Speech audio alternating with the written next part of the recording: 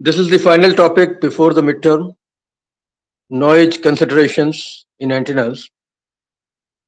Antenna, like any other circuit element, adds noise to the signal.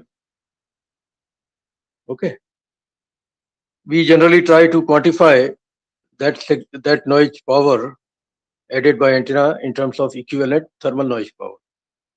And that leads to a hypothetical concept called antenna noise temperature. Noise, of course, is one of the several undesired signals. Other ones are interference, non-linearity effects, etc. But we are not considering all of them here in this lecture.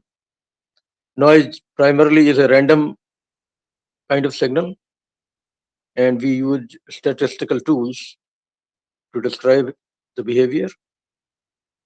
Now, antenna essentially on the receive side makes lot of difference when it comes to noise because the received power is extremely low, of the order of picowatts or nanowatts or so. So any bit of noise added will make the receiver uh, less effective. The ability of the receiver to pick up the desired signal will become less and less as noise is added more and more. So primarily, this talk is about the receiving side. On the transmit side, also noise is added, but it's probably not that critical because in any case, the signal power transmitted is very high. So although we quantify noise performance on the transmit side also, but a large amount of focus is on the noise performance on the receive side. So antenna essentially feeds a receiver which has a lot of components which help in uh, decoding the received signal and get the info back. Now, noise can be delivered to the input of a receiver by the antenna, obviously. Antenna noise power may be received from external environment. Lot of things are around us which produce noise all the time. Antenna will pick up them and pass them on to the receiver, like it or not. Or there could be internally generated noise also, because antenna is not at 0 Kelvin. It would have its own thermal noise also. All this comes together to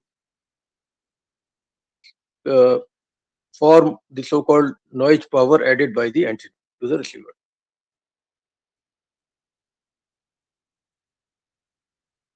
Generally, receiver designers can work very hard to control the effect of noise within the receiver.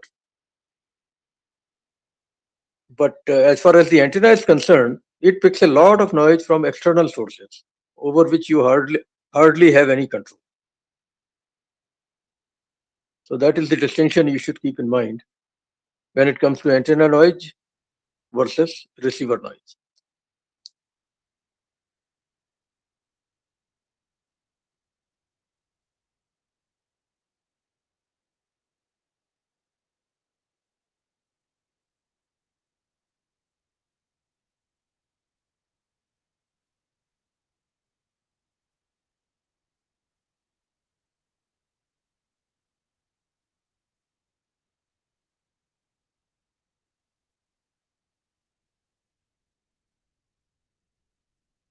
Let's consider three hypothetical cases. One is an ideal register of value R ohm operating at a temperature T Kelvin. It would produce some thermal noise power. We know the equation. It is KTB. K is the Boltzmann constant, T is the physical temperature in Kelvin, and B is the system bandwidth in Hertz. That's a reference against which real life noise performance is judged. Case 2, suppose I have an antenna which has certain amount of radiation pattern, certain kind of radiation pattern, as I'm showing through this uh, small kind of circle, not full circle, but it's an ellipse and with side lobes. So that is the radiation pattern of the antenna. It's a receive antenna. And supposing I have put antenna in a totally isolated environment, which is created by a chamber called anechoic chamber. In fact, LNMIT is almost ready to buy this chamber. You may see it soon in the campus also. This chamber essentially is a room in which all the antenna testing is done normally. The walls of the chamber have lossy material in the form of cones uh, plastered over the walls. So that absorbs all the reflections, stray signals coming in, etc., etc. Antenna becomes essentially surrounded by a practically noise-free environment. For testing purposes, that is very important. Now, here I'm talking about an antenna in an anechoic chamber in the sense that it has no interference, no unwanted signal coming from anywhere. So I'm assuming that it is inside an anechoic chamber. Now, this would still pick up some noise power because within the anechoic chamber also there will be noise sources. Okay, but at least it would be easier to model because randomness will be less. Now, case 3 is real life. Suppose antenna is not surrounded by anechoic chamber or by any protection mechanism and is directly seeing everything around it. Sky produces a lot of noise, which antenna will pick up depending on the nature of the radiation pattern. In some directions, the pickup will be large. In some directions, it will be low. In some directions, it may be zero also. Radiation pattern of the antenna plays a very important role in how the noise is picked up by the antenna from the sky. So these three cases essentially take you from hypothetical to practical situations.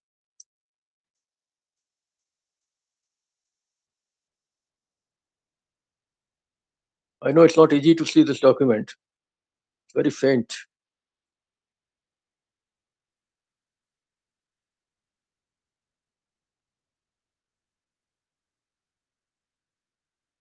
So, okay, I'm writing that here. Let us consider the three situations shown in figure 1. In figure 1a, we have a simple resistance of value R at a temperature T, producing an available output noise power KTB. We know this equation, it's well known to you, I'm sure. N naught is in watts, K is Boltzmann constant, I think it's 1.38 into 10 to the power minus 23 joule per Kelvin. T is temperature in Kelvin, B is system bandwidth in Hertz, over which measurement is being taken. So case 1 is simply equation 1. Physical temperature matters. Okay. It's all written here. In case 2, where we have the antenna surrounded by an anechoic chamber,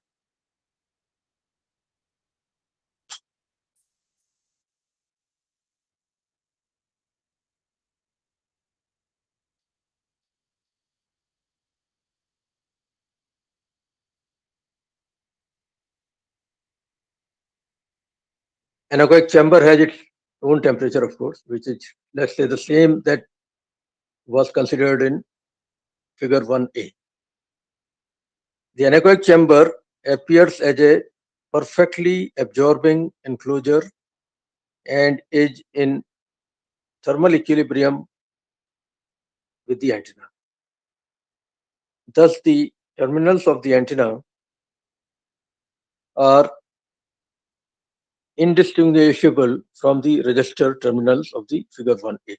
Basically, figure 1b situation is same as figure 1a situation as far as the output terminals are concerned.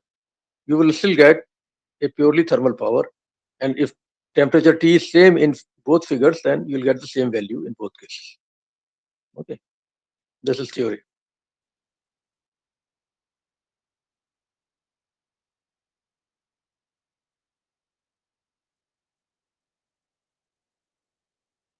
And we are assuming impedance matching perfectly in place, etc., so that no reflections are happening. Okay, that is the assumption.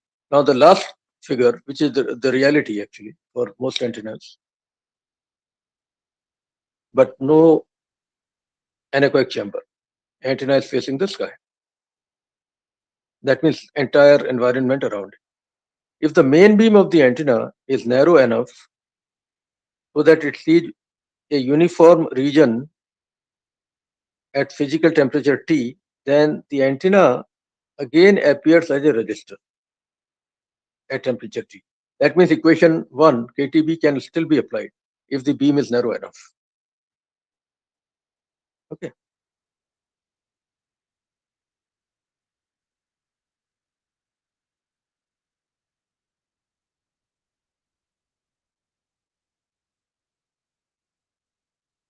What are we driving at? In reality, an antenna sees an environment which is much more complicated. Sky is not at a constant temperature, etc. And a lot of sources are around which may be man-made also, and they are all generating noise.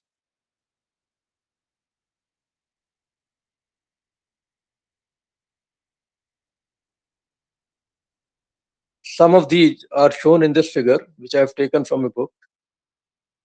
Lightning can happen. That would introduce a lot of noise in the antenna, and it is unpredictable. Stars have their own noise coming in. It may be strong enough in some situations. Cosmic background noise, high voltage transmission lines produce their own noise.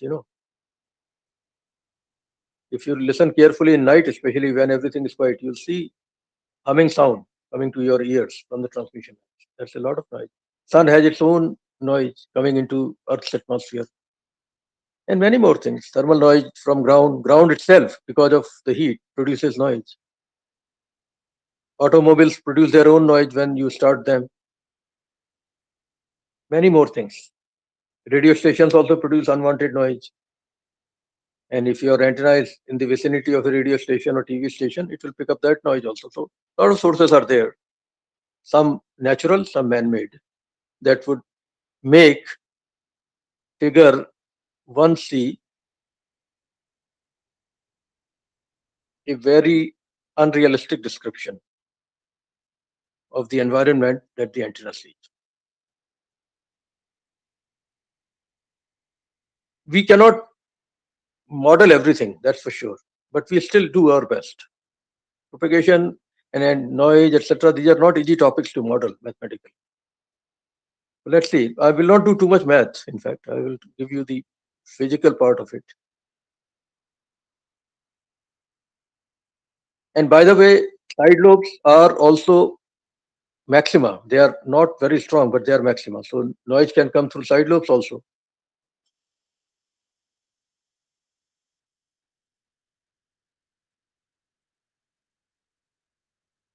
That makes things even more complicated. Now, there is a concept called background noise temperature, TB. Is the equivalent temperature of a resistor required to produce the same noise power as the power actually received by the antenna? This is a hypothetical comparison. Suppose the total noise power received by the antenna is known, then what resistor value at the same temperature would produce that noise power based on equation 1? That is called that is called background noise temperature. It's the useful concept to describe the noisiness in the environment. When the antenna beam width is broad enough that the different parts of the antenna pattern see different background temperatures. Background temperature may not be constant in all theta phi directions. So if the radiation pattern is not narrow enough, you will see antenna picking up noise from several different background temperatures. Then we define something called effective brightness temperature. Again, don't bother too much about math, but it is there in the notes, but try to understand what we are trying to do. The effective brightness temperature essentially captures the environment's noisiness in a single parameter. And the mathematical definition is given here. It is the background temperature dependence on theta phi multiplied by gain of the antenna in theta with theta phi, and the whole thing integrated, the product of the two integrated over the entire phi equal to 0 to 2 pi and theta equal to 0 to pi range. That is in the numerator, and in the denominator you have only gain integrated over that.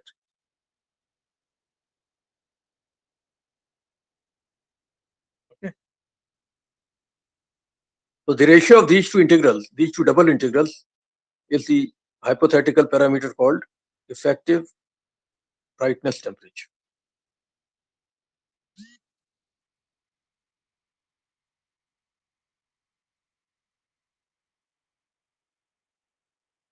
Okay. At least be aware of these words, so you will not feel very foreign when you hear these words. Now, antenna noise temperature is another term which is actually seen more commonly, and without going too much into mathematical derivations, which are actually available in the documents that I have appended to my notes. We don't have time to go through all this in detail. In any case, this is not the right course to delve deeply into noise aspects of systems. So if a receiving antenna has dissipative loss, that means some loss is there. So the radiation efficiency is given by these equations, which we know very well. And it is less than 1 for sure because of the lossy nature of the antenna. Then the power available at the terminals of the antenna is reduced by the factor eta, obviously.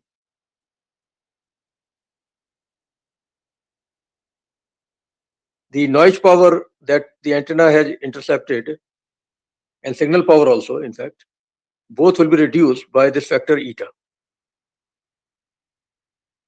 Okay, eta is less than 1 because of the lossy nature of the antenna.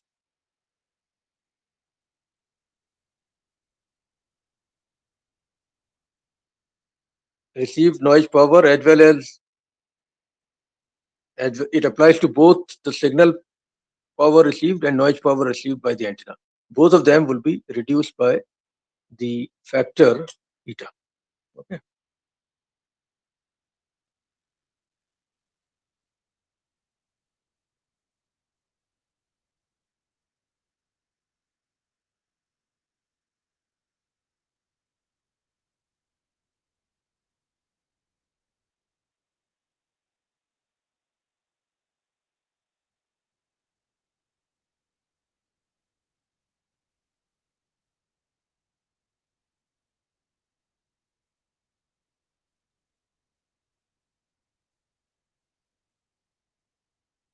To capture all this, we define another parameter which is quite close to effective brightness temperature, in fact.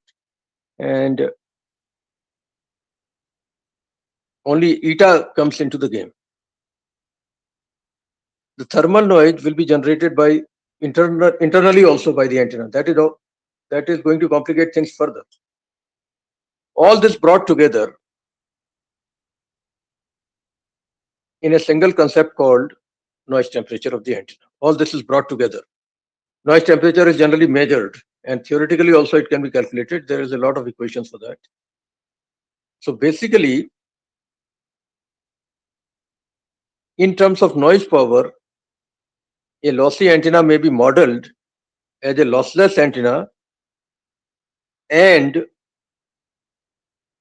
an attenuator having a power loss factor of this much. If you don't understand this, just ignore it, okay, for now.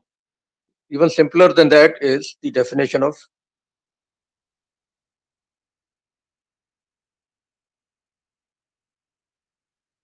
the antenna temperature or antenna noise temperature, TA, is slightly different from TB, okay?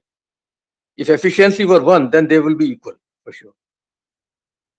The antenna temperature is that temperature at which a matched load at the input of a receiver will produce the same power, same available noise power as the antenna does. What you do is you take the receiver, remove the antenna, put a register there.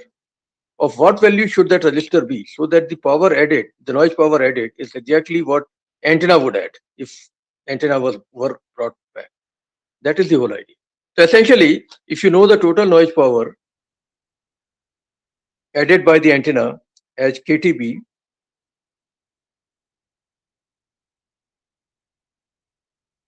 okay, then you simply, if the total noise power added by the antenna is NA, you simply divide it by KB to get the antenna noise temperature. That's it, period.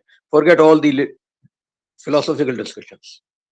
Noise power added by the antenna, if it is not, and that includes noise power contributed by external sources as well as internally generated noise because of thermal regions. All that brought together will give you some microwatts or picowatts of noise power. Let's call it NA. Then if you divide NA by KB, whatever comes out is the antenna noise temperature. It's a hypothetical description of how noisy the antenna is. That's it. I will not do any numerical examples on this. You already have gone through a lot of things. But there is a few documents attached here. At least keep them for your reference in future.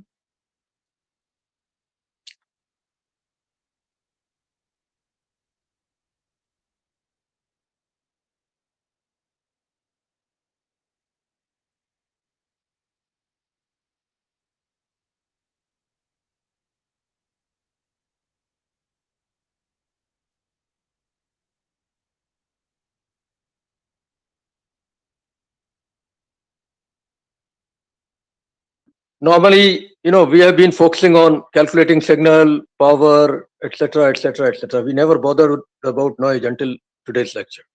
Not in this course, at least. Okay, Fritz's equation, etc., is all known to you. The received signal power, however high it is, will be meaningless if noise is also high, right? It is the SNR that matters, especially on the receiving side. SNR should be as high as possible, and if the modulation schemes are complicated, then SNR has to be even higher to get the same BER that you want. You have been taught all this, I'm sure, in other courses. So the received signal power is meaningless unless it is compared with the power received from unwanted sources. And let's assume that we are talking only about noise as the unwanted source and assuming the same bandwidth in comparison. Since noise sources include thermal radiation from the earth and so on, I've shown you a diagram or a picture describing all these sources of noise that the antenna picks up. Okay, so let's move forward.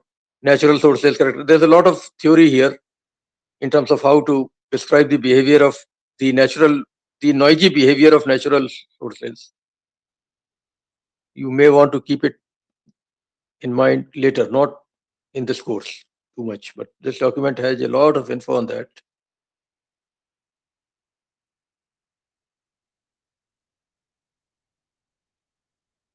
Okay.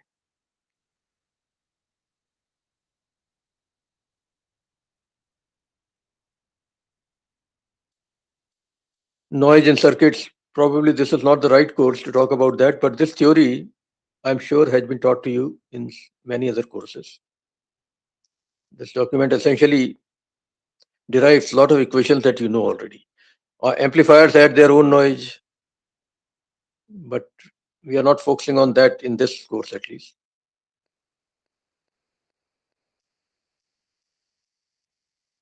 Okay. KTB is the standard technique of describing noise power. And whatever T value comes out from the comparison is given the name, this temperature or that temperature, and so on. Here, he is looking at an amplifier right now, so let's not go too far in that direction. This document probably has a lot more talk about amplifiers than about antennas.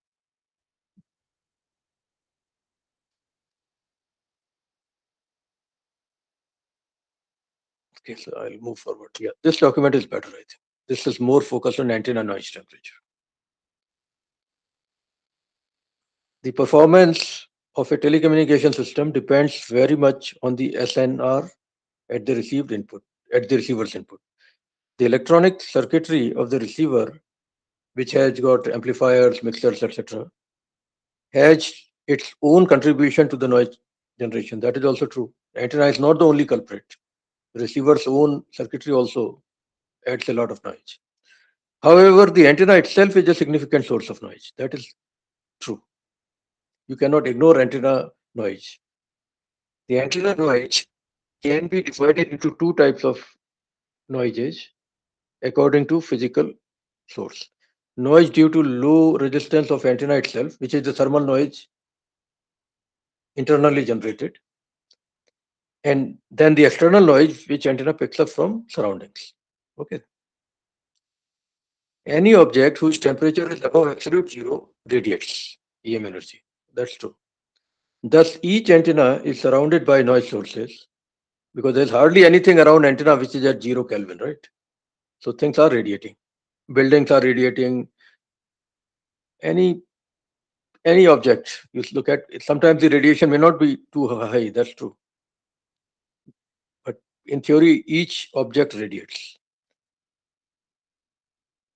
So that all comes back as the signal, as the noise power at the input of the antenna.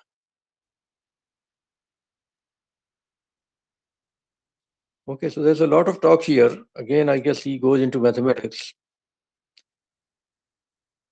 The concept of antenna temperature is not only associated with the EM noise. The relation between the object's temperature and the power it can create at the antenna terminals is used in. Okay, fine. You don't have to worry too much about this statement. Let's move forward. This is what it is essentially. The noise power per unit bandwidth is KT, and the total noise power is KTB, right? Where T is the physical temperature, K is Boltzmann constant, and so on. We've seen this.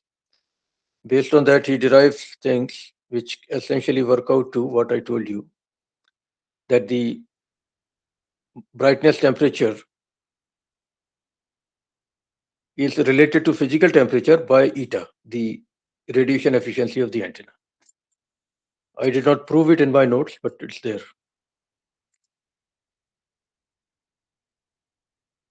Okay.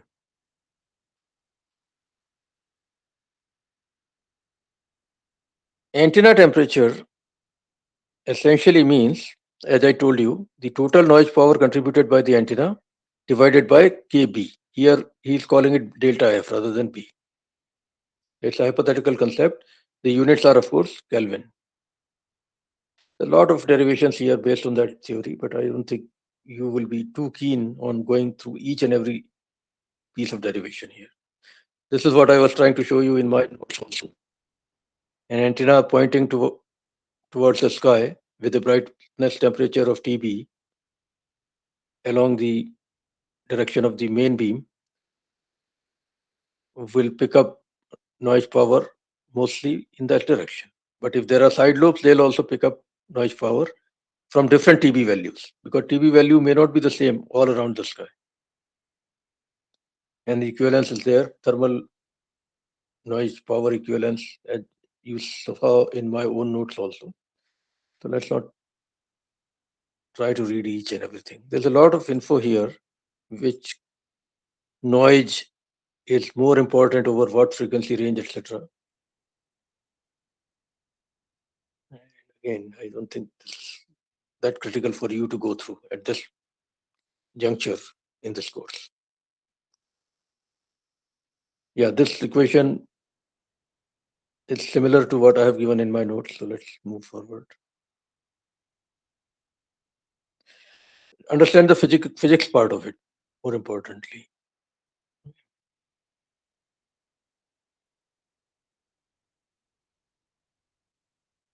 They are saying parabolic dishes have very low noise level because the beam is very narrow, so it doesn't pick up too much noise on the receiving side. I mean.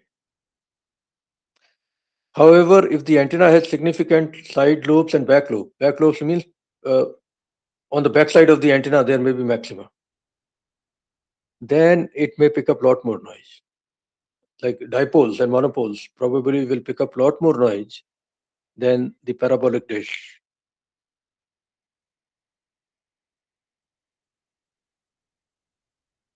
And suppose it happens that the antenna's main beam is pointing towards the ground for whatever reasons, then most of the ground noise will be picked up through the main beam. Then the situation will become really bad. So these things are done on a case by case basis. Each case study has its own uniqueness, you- based on which you will draw unique conclusions. Okay. Then there are things like system temperature. I don't want to go too much into this because this is not a system design course.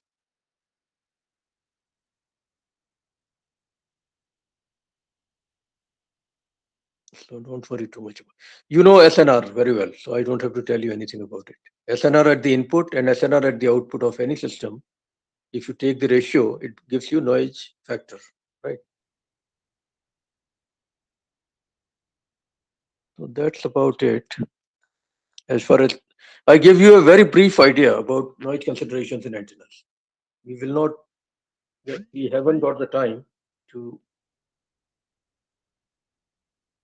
do any numerical problems on this, but let me show you something as the last thing for today, and that is one set of solved problems that I got. Some of them may not be easy for you, but I think most of them are. These sets of problems, I'm not sure where they are from, but they have given their solutions also. And some of the problems are related to propagation of EM waves. Some equations are there which I have not derived, but derivations are available in several books. So at least read through these, even if you don't want to do it for the exam. This part is not going to be in the exam. I can guarantee that. Midterm exam at least, will be based on only what is there in the three assignments. Today's lecture is mostly outside that. Okay. But exam is only one thing, you have to be prepared to be a good antenna and propagation engineer. You have a long career ahead. So this set of solved problems probably will give you a very good idea of kind of things that are asked in various competitive exams, in various interviews, etc., when it comes to propagation of EM waves. Look at this question for instance. 2 points on Earth separated by a distance of 1500 kilometers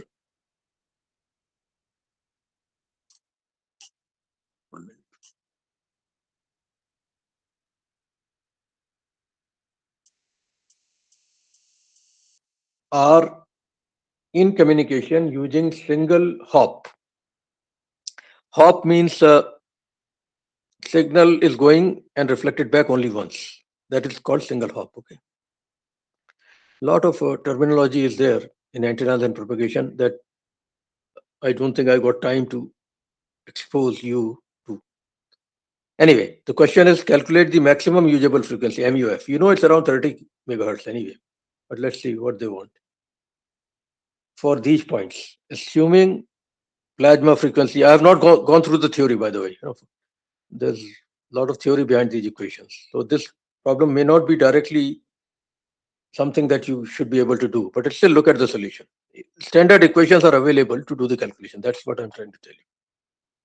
A lot of these things use equations derived by physicists.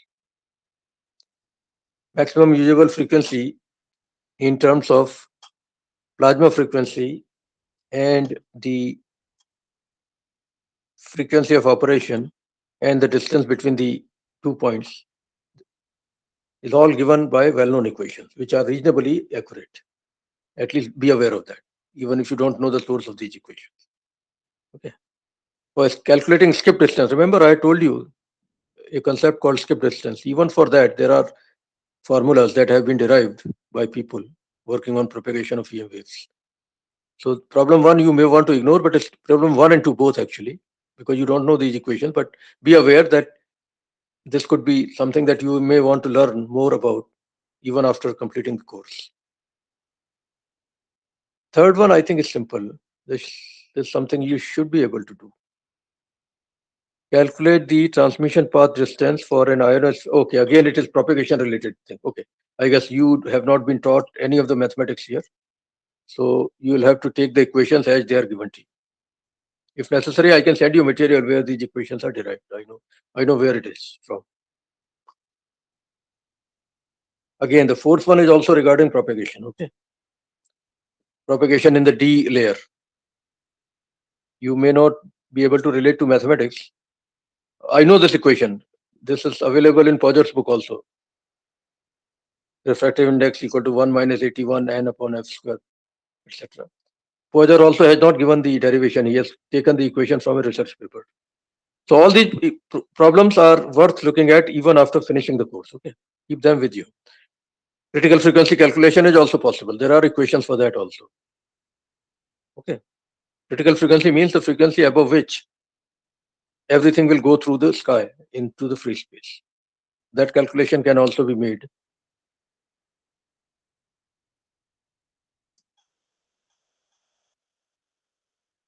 Okay, how to find the gain of antenna? That's easy. That I think we have done. Gain is output power upon input power. That is the general definition. So yeah, this is fine. There's nothing new here. Now this problem you may want to look at because I think we should be able to do it based on what we know. There is no talk about noise or propagation related issues here. Signal power of PT, I call it WT, they are calling it PT, fine, is input to an isotropic transmit antenna. Okay. Calculate power density, which is the magnitude of Poynting vector. Okay. And electric field strength and magnetic field strength at a distance R. Yeah, this should be easy for you. For 4 different cases. Formulas are simple. The radiated power density is simply WT divided by 4 pi R square or 4 pi D square. I was calling it D, they are calling it R. So use that formula in all the 4 cases. Okay. And magnitude of Poynting vector is also related to E field. Assuming E value is in peak, is the peak value, you get E square by 2 eta naught. They are using the symbol Z naught. I use the symbol eta naught. Be careful about that. So based on that, you should be able to calculate the electric field strength also for each case.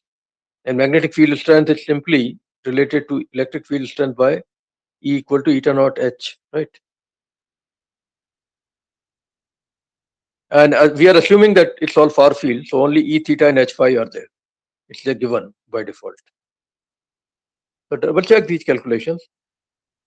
This problem is something you should be able to tackle. Sure.